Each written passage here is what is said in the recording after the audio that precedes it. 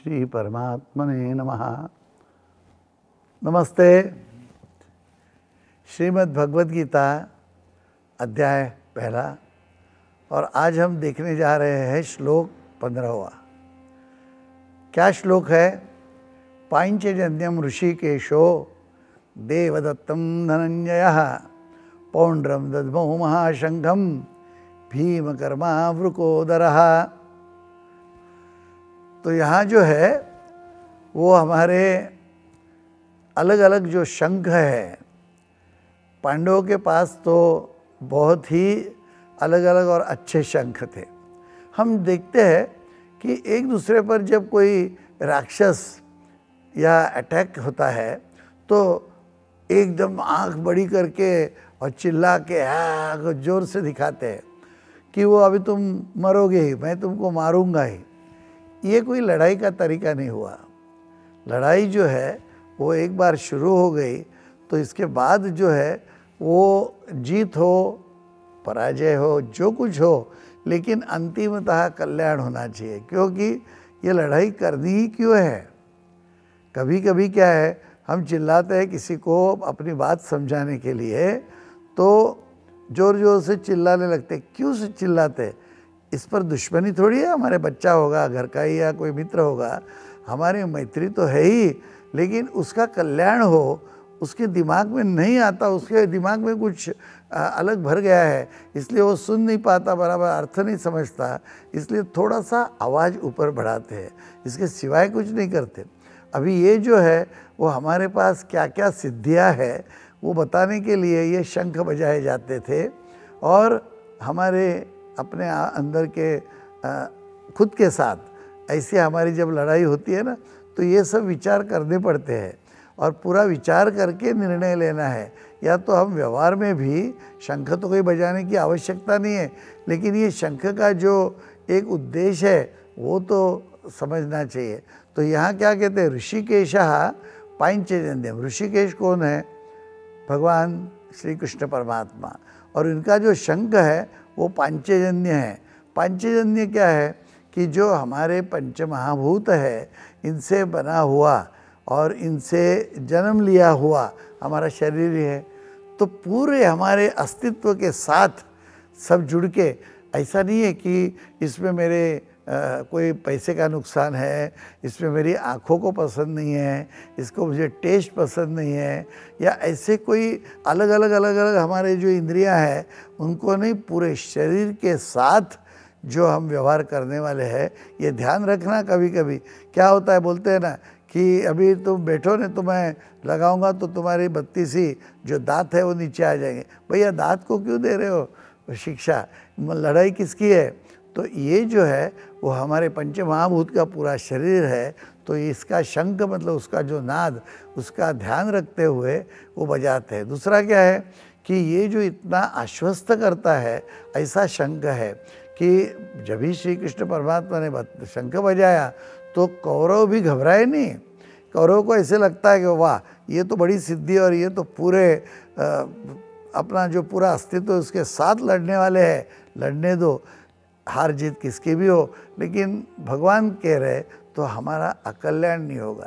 जिसके साथ हम लड़ते हैं ना उसको ये लगना चाहिए कि ये लड़ाई किसकी है और कौन हारेगा और जीतेगा, ऐसा नहीं, लेकिन मेरा इसमें आखिर कल्याण ही होगा।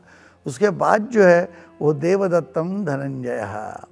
तो धनंजय मतलब है अर्जुन जो है उसका शंख है, उसका नाम क्या है? देवदत्त। हमारे शरीर में देवों का वास तो शरीर में ही है ना, तो देवों के अलग अलग स्थान है। इसलिए हम कहते हैं कि आँख है वो चंद्र सूर्य चलाते हैं।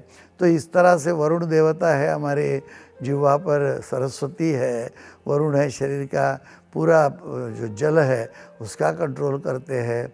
ये जो सेरेब्रोस्पाइनल फ्लूइड है, तो ये देवता सब शरीर में ही है।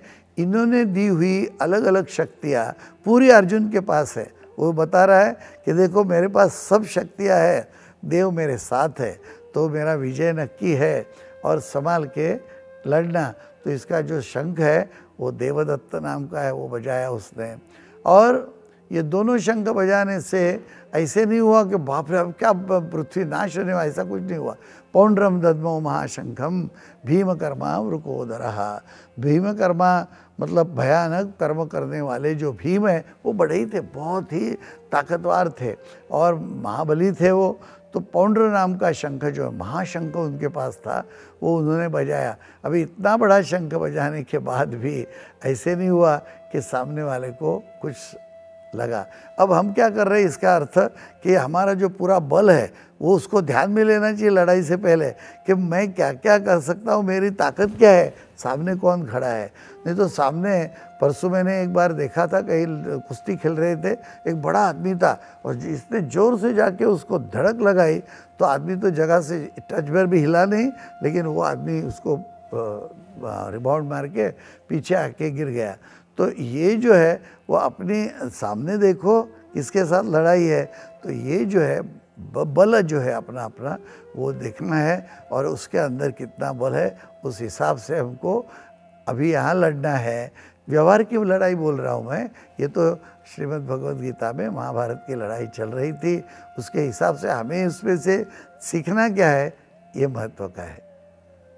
श्री गीता टैरो, आज का दिन कैसा है, ये पूरा हफ्ता कैसे है, मतलब ये जो 7 दिन हैं पूरे, वो किस तरह का वातावरण रहेगा, निसर्ग का भगवान का क्या साथ हमें मिलेगा, हर एक को अलग अलग रहता है।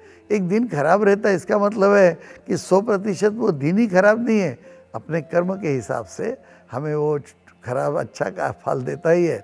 फिर भी जो अच्छा कर्म करने वाले उनका भी थोड़ा कष्ट ज़्यादा हो जाता है, क्योंकि ग्रह जो है इनके फोर्सेस है वो पूरी साथ नहीं देते यहाँ पर, इसका ये मतलब है। प्रश्न लिख के रखना, और इसमें लिख के रखने से क्या होगा, क्योंकि हाँ ना में जवाब आएगा तो गलती न हो बाद में। और फिर भगवान कहते हैं खुद, मैं तो सिर्फ वो क्या कहते, जैसे गीता क्या भगवान बोल रहे हैं वो संजय बोल रहा था, ऐसे मैंने तो उनका जो निर्णय है वो आप तक पहुंचाने वाला हूँ। ओम नमो भगवते वासुदेवाय।